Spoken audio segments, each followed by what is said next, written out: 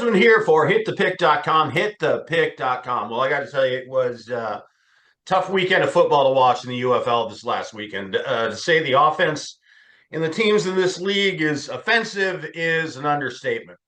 QB play has generally been atrocious. A lot of missed passes, misreads, bad clock management, stuff leading to procedure penalties, etc. It's just bad. Except for the Battlehawks, who seemed to have it humming on that side of the ball, which seemed unlikely going into the season, given the loss of their offensive coordinator to the Detroit Lions and longtime quarterback A.J. McCarron not being there either. But even the Battlehawks, the top offense in the league, are only scoring 24 points a game.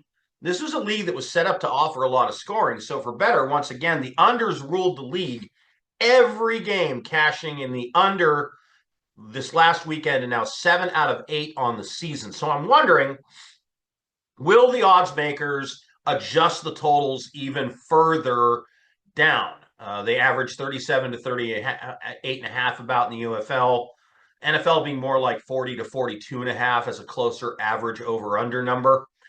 But one of the games featuring the Battlehawks and Stallions on Friday night was set at 40.5, and that's already down to 39.5 as bettors are hammering the under in that one. And then you've got a couple of the worst teams in the league meeting on Saturday.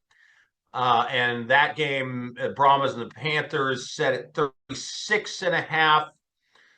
I'm sorry, 35.5 with the Roughnecks in that game.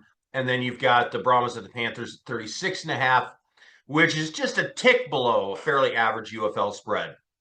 Now, the UFL has a very short camp and no preseason games. So I was wondering if it took just a couple of weeks in the UFL for the offensive to get going. So I looked. The scores in week 3 and week 4 in 2024, points really jumped in week 3. Week 4, they came back down a little and stayed pretty high for the rest of the season. So it looks like my theory is pretty correct that it takes a couple of weeks in the UFL for the offenses to sort of get rolling. You had an occasional clunker still when a couple of teams would combine for like 23 or 24 points.